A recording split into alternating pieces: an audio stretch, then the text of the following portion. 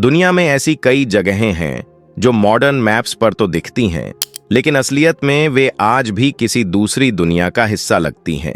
आज हम जिस सफर पर चलेंगे वहां न तो गाड़ियों का शोर है, न मोबाइल के सिग्नल्स हैं और न ही भागदौड़ भरी आधुनिक जिंदगी का कोई नामो निशान। हम जा रहे हैं इंडोनेशिया के फ्लोरेस द्वीप के उन ऊंचे पहाड़ों की ओर जहां बादलों के बीच एक ऐसा गांव छिपा है जो सदियों से अपनी जड़ों से जुड़ा हुआ है। हम बात कर रहे हैं वेरेबो की, एक ऐसा गांव जिसे बादलों के ऊपर बसा गांव कहा जाता है। क्या आपने कभी सोचा है कि क्या कोई इंसान 1200 मीटर की ऊंचाई पर बिल्कुल एकांत में भी खुशी से रह सकता है? आज हम वेरेबो के उस आंतरिक सत्य और उन अद्भुत रहस्यों को टटोलेंगे जो इस दुनिया के लिए एक बहुत बड़ी मिसाल हैं। इसी तरह की और रहस्यमयी जानकारी प्राप्त करने के लिए हमारे चैनल ट्रू हिस्ट्री को आज ही सब्सक्राइब करें और बेल आइकॉन को प्रेस करें। नंबर 1, वेरेबो तक पहुंचना किसी आसान सैर का हिस्सा नहीं है। यह गांव समुद्र तल से काफी ऊंचाई पर है और यहां तक जाने के लिए कोई सड़क नहीं बनी है।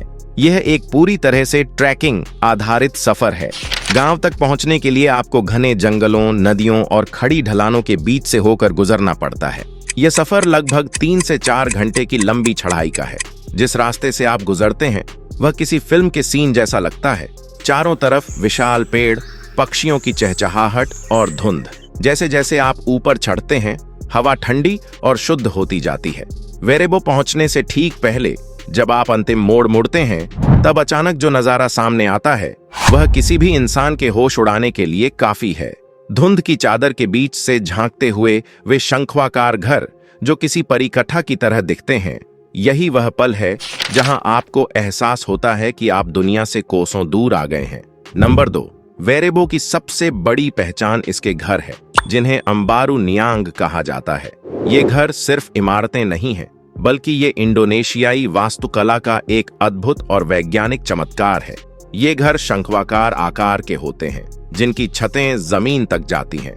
इनकी ऊंचाई और संरचना इन्हें तेज हवाओं और भारी बारिश से सुरक्षित रखती है। सबसे हैरान कर देने वाली बात यह है कि इन घरों को बनाने में आधुनिक कीलों या सीमेंट का उपयोग नहीं किया जाता। इन्हें पूरी तरह से बांस, लकड़ी और खास तरह की घास से बुना गया है। इन घरों के अंदरूनी हिस्से में 5 लेवल्स होते हैं। पहला लेवल लूटूर, रहने और सोने के लिए। दूसरा लेवल लोबो, खाने के अनाज को सुरक्षित रखने के लिए। तीसरा लेवल लेंटर, बीज संचय करने के लिए। चौथा लेवल लेम्पारै, भोजन भंडार के लिए। 5वां लेवल हेकंग कोडे, पूर्वजों को समर्पित और पवित्र भेंट रखने के लिए। यह वास्तुकला सिर्फ आश्रय नहीं है, बल्कि यह एक सामाजिक संरचना है। यह बताती है कि कैसे वहां के लोग अपने संसाधन, अपने परिवार और अपनी आध्यात्मिक मान्यताओं को एक ही छत के नीचे एक साथ पिरोकर रखते हैं। नंबर 3, वेरेबो के निवासियों की जिंदगी का आधार एक शब्द है, गोटोंग रोयोंग, जिसका अर्थ है आपसी सहयोग। वहां कोई भी व्यक्ति अपने लिए अकेले निर्णय नहीं लेता। गांव का हर घर एक दूसरे से जुड़ा हुआ है, चाहे वह फसलों की कटाई हो, घर की छत की मरम्मत करना हो या कोई उत्सव मनाना। पूरा गांव एक परिवार की तरह काम करता है। वेरेबो के लोग ये मानते हैं कि यदि एक व्यक्ति आगे बढ़ता है तो पूरे गांव को साथ लेकर चलना चाहिए। यह सामुदायिक जीवन आज के स्वार्थी समाज के लिए एक बहुत बड़ा सबक है।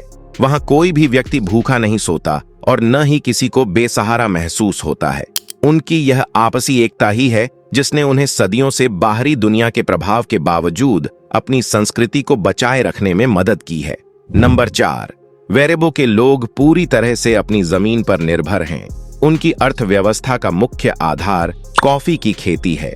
फ्लोरेस द्वीप अपनी विशेष गुणवत्ता वाली कॉफी के लिए जाना जाता है और वेरेबो के ऊंचे पहाड़ों में उगाई जाने वाली कॉफी का स्वाद और खुशबू दुनिया में सबसे शुद्ध मानी जाती है।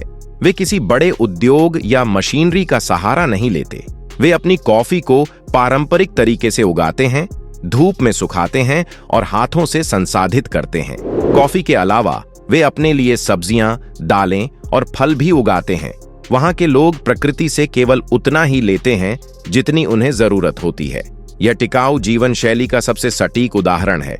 वे पेड़ नहीं काटते, इसके बजाय वे जंगल को एक जीव तंत्र मानते हैं। उनके लिए जंगल कोई संसाधन नहीं है बल्कि एक मान है। नंबर 5, वेरेबो में सबसे कीमती चीज जो आपको मिलती है वह है शांति। वहां मोबाइल नेटवर्क का नामो निशान नहीं है, कोई सोशल मीडिया नहीं, कोई नोटिफिकेशन नहीं और कोई बाहरी शोर नहीं। वहां की आवाजें सिर्फ कुदरत की आवाजें हैं। सुबह की ओस का गिरना, शाम को हवाओं का पहाड़ों से टकराकर संगीत पैदा करना और रात को तारों की रोशनी में बच्चों की खिलखिलाहट। जो लोग वहां जाते हैं वे डिजिटल दुनिया से पूरी तरह कट जाते हैं। यह डिजिटल डिटॉक्स आपको खुद से मिलने का मौका देता है। वेरेबो में रहकर आपको यह समझ आता है कि हम असल में कितनी फालतू चीजों के पीछे भाग रहे हैं। वहां का सन्नाटा आपको यह सिखाता है कि आप अपनी सांसों पर ध्यान दें और वर्तमान में जिएं। नंबर 6, वेरेबो में आने वाले पर्यटकों को सिर्फ पर्यटक की तरह नहीं देखा जाता। गांव की परंपरा के अनुसार आगंतुकों को म्बारुन्यांग में ही रहने की जगह दी जाती है। वहां का सत्कार इतना सरल और गहरा है कि आप खुद को गांव का ही हिस्सा महसूस करने लगते हैं।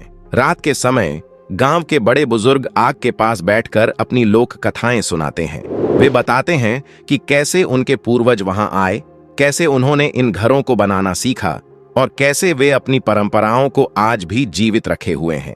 यह कोई पेड टूर नहीं है, यह एक संस्कृति का आदान प्रदान है। जब आप वहां से लौटते हैं तो आप केवल यादें नहीं लेकर जाते बल्कि एक अनुभव लेकर जाते हैं जो आपको जीवन भर याद रहता है। नंबर 7, वेरेबो आज यूनेस्को द्वारा मान्यता प्राप्त विरासत का हिस्सा है, लेकिन इसके साथ कुछ चुनौतियां भी आई हैं। आधुनिकता की दौड़ में बहुत से लोग वहां अपनी संस्कृति को खोने के डर में जीते हैं। हालांकि वेरेबो के लोगों ने बहुत ही समझदारी से अपने दरवाजे पर्यटकों के लिए खोले हैं, लेकिन उन्होंने सख्त नियम बनाए हैं। वे अपने गांव की प्राकृतिक सुंदरता को किसी भी कीमत पर गंदा नहीं होने देते। गांव में प्लास्टिक कचरा पूरी तरह से वर्जित है। यदि आप वहां जाते हैं तो आपको उनकी परंपराओं और उनके नियमों का पूरा सम्मान करना पड़ता है। यह संतुलन बनाए रखना कि बाहरी दुनिया को देखने भी दिया जाए और अपनी जड़ों को भी बचाया जाए, वेरेबो की सबसे बड़ी उपलब्धि है। नंबर 8, बहुत से लोग सोचते हैं कि वेरेबो के लोग पिछड़े हैं, लेकिन अगर आप उनसे बात करेंगे तो आपको पता चलेगा कि वे शिक्षित हैं, लेकिन अपनी परंपराओं और नैतिकता के मामले में। उनके बच्चे पारंपरिक स्कूल भी जाते हैं, लेकिन वे अपने दादा दादी से खेती करना, प्रकृति को समझना और बुनाई करना भी सीखते हैं। वहां के युवा आज यह समझ रहे हैं कि उन्हें दुनिया की आधुनिकता को अपनाना तो है, लेकिन अपनी संस्कृति की कीमत पर नहीं। वे आज अपनी कॉफी को ग्लोबल मार्केट तक ले जाने का प्रयास कर रहे हैं। यह उनकी दूरदर्शिता ही है जो आने वाली पीढ़ी को भी वेरेबो का असली वासी बनाए रखेगी। तो दोस्तों, वेरेबो सिर्फ एक गांव नहीं बल्कि शांति और सादगी का एक जीवन दर्शन है। यह हमें सिखाता है कि हम प्रकृति के मालिक नहीं बल्कि उसका हिस्सा हैं। मॉडर्न दुनिया की भाग दौड़ में हम अपनी जड़ों को भूल रहे हैं, लेकिन वेरेबो हमें याद दिलाता है कि आधुनिकता के साथ भी अपनी संस्कृति को जीवित रखा जा सकता है। आपको वेरेबो का कौन सा पहलू सबसे अद्भुत लगा? कमेंट्स में जरूर बताएं। अगर यह एक्सक्लूसिव सफर आपको पसंद आया हो तो तुरंत लाइक और शेयर करें। ऐसे ही अनसुने रहस्यों के लिए चैनल को सब्सक्राइब कर बेल आइकन दबाना न भूलें। अपना ख्याल रखें। जय हिंद।